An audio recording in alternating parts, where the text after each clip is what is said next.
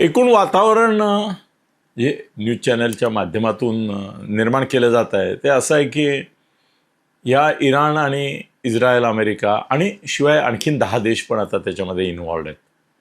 या युद्धामुळे त्यांचं काय लोक मारायचे ते मारतायत, त्यांचे काय बॉम्बस्फोटामध्ये उद्ध्वस्त व्हायचं आहे ते होत आहेत.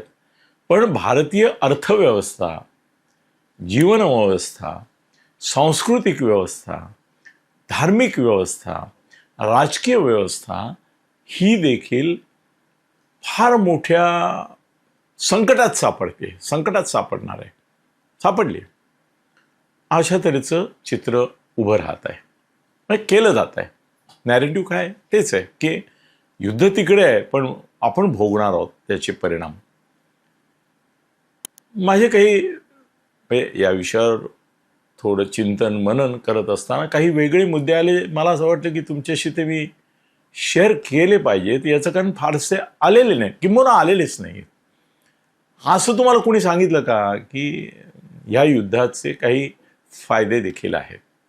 असं सांगितलं कोणी तुम्हाला? नाही, सगळे तोटेच सांगतायत की नाही. मला काही फायदे पण दिसत आहेत, काही फायदे दिसत आहेत. एक पहिली गोष्ट मला असं वाटतं की आपल्याला हे रिअलाईज आता झालं पाहिजे, होणार आहे.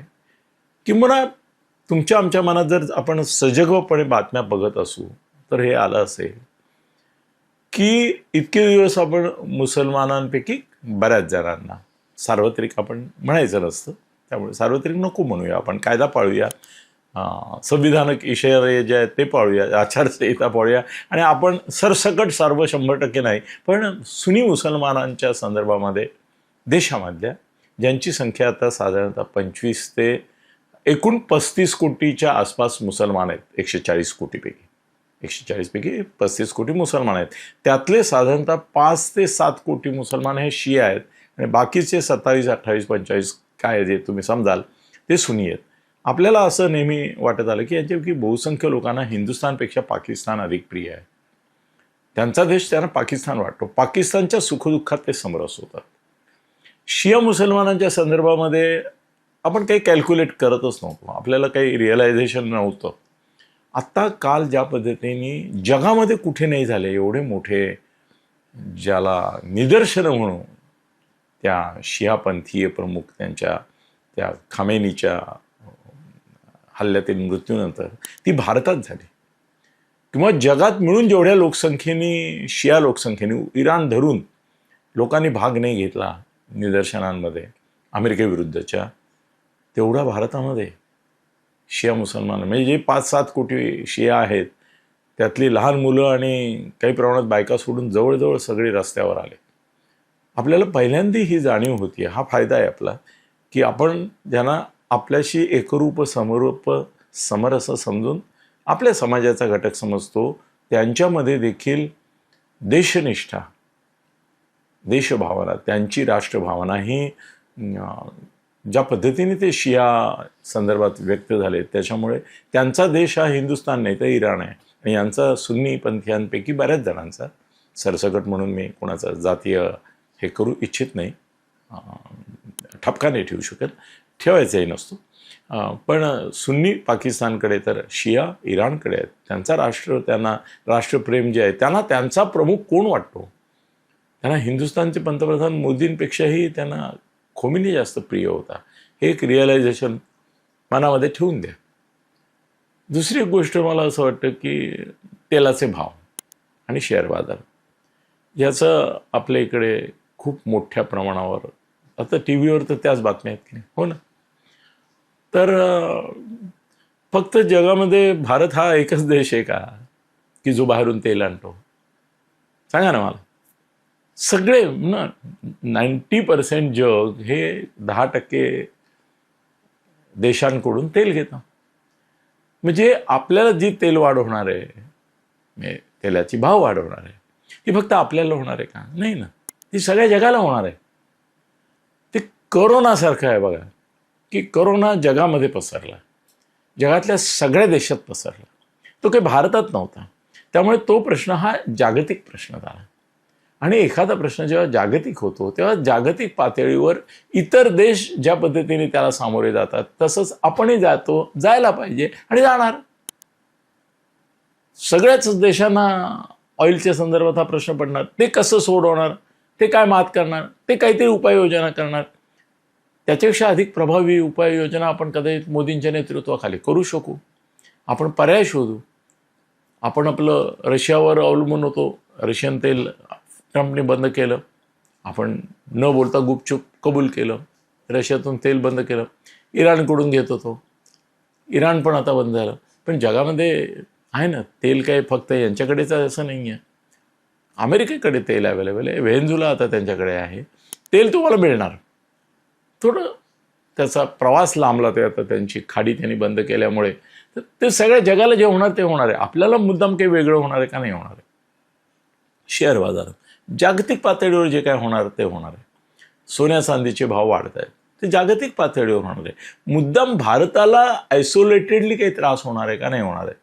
आणि जग जे फेस करेल, आता दुसरं महायुद्ध झालं, पहिलं महायुद्ध झालं, त्या काळामध्ये महागाई झाली, त्या काळामध्ये जे काय त्रास सहन करावे लागले जगाला, ते जगाने केले. त्यातून पहिल्यातून बाहेर पडून तरी दुसरं झालं. दुसऱ्यातून बाहेर पडून आता आपण तिसऱ्या महायुद्धात आहोत.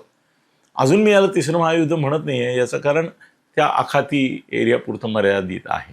ज्यावेळेला ते खऱ्या अर्थाने ज्यावेळेला रशिया, चीन, उत्तर कोरिया हे त्यात उतरतील, आता बोलतायत नुसते, ते स्वार्थीच आहेत.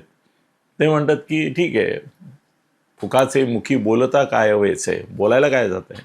त्यामुळे बोलाची सगळी बोलाचाच भात, शस्त्रास्त्र देऊन खरेदी विक्री चालली, त्यांचा धंदा वाढतोय, दे आर हॅपी. पण भारताचा पण शस्त्रास्त्र धंदा वाढतोय हे लक्षात आहे. काही फायदे आहेत, काही फायदे आहेत. मी हे सगळं तुमच्याशी बोलतोय म्हणजे मी आता एक तर गुगलवर चेक केलं, त्यानंतर ChatGPTला चेक केलं, आणखीन काही ज्या वेबसाईट्स होत्या इंटरनॅशनल, आणि CNN आहे, BBC आहे, फॉक्स आहे, यांच्यावर माझा बराच विश्वास आहे.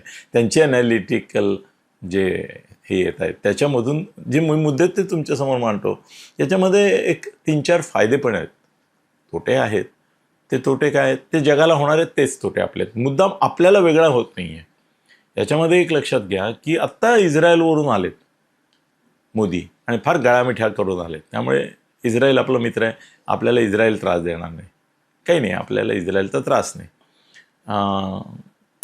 ट्रम्प स्वार्थी आहे. त्याला भारतामध्ये आत्ता भारताच्या बरोबर संबंध चांगलं ठेवणं आवश्यक आहे, कारण जगामधले बाकी देश त्याच्या विरोधात आहेत. तर त्यामुळे तो मोदीनं परत मान देईन, म्हणजे आपल्या टॅरिफ बिरी पण कमी करेल जवळ घेण्याकरता, अनुकूलता दाखवेल. कारण त्याला आता त्याचा मोठा शत्रू समोर लढतोय ना, तर मग ज्यांच्याशी छोटी छोटी मतभेद आहेत, त्याचे मनभेद आहेत, त्याच्या मनामध्ये काही पूर्वग्रह आहेत, त्यांच्याशी तो पॅचअप करणार. भारताला त्याचा फायदा होणार.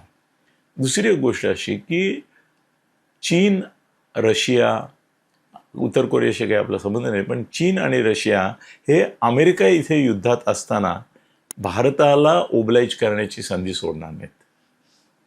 त्यांना आत्ता भारताने ओपनली अमेरिकेबरोबर जायला नको.